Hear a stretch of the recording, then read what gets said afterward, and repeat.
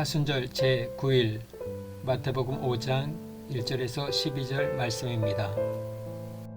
예수께서 무리를 모시고 산에 올라가 앉으시니 제자들이 나아온지라.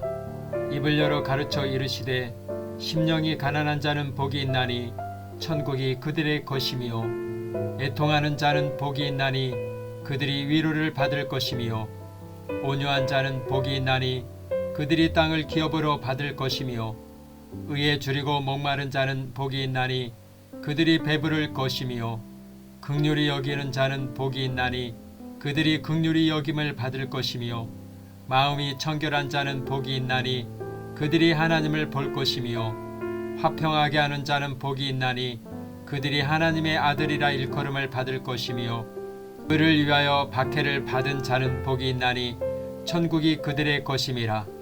나로 말미암아 너희를 욕하고 박해하고 거짓으로 너희를 거슬러 모든 악한 말을 할 때에는 너희에게 복이 있나니 기뻐하고 즐거워하라.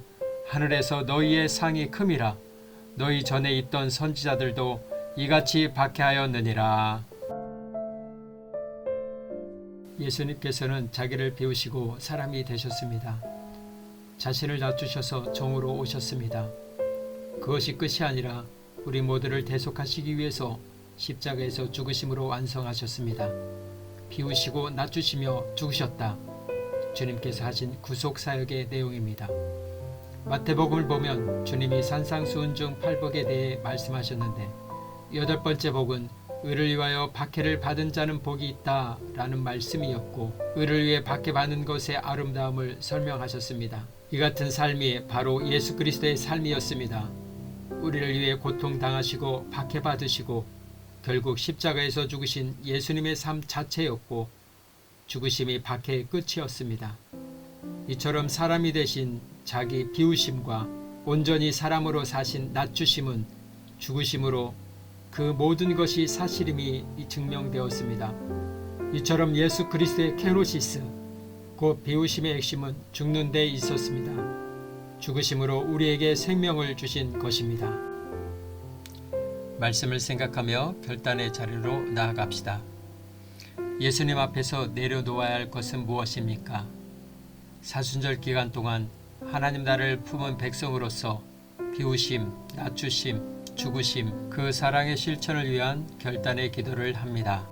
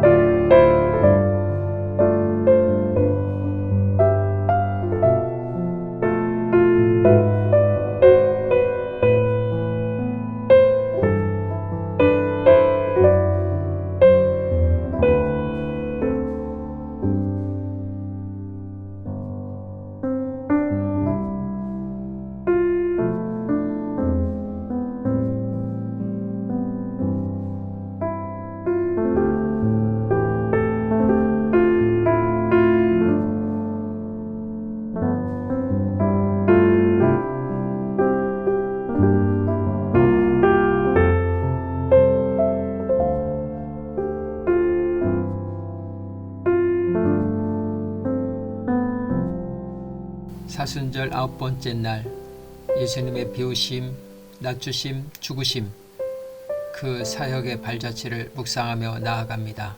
그 안에 하나님의 비밀이 있음을 깨닫게 됩니다. 죽으심 이후 부활이요 생명이 있었고, 핍박 뒤에 평안과 평강이, 의를 위하여 박해받는 자에게 천국이, 하나님의 나라가 임함을 깨닫게 됩니다.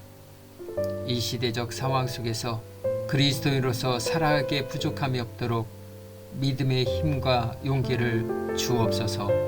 예수님의 이름으로 기도합니다. 아멘.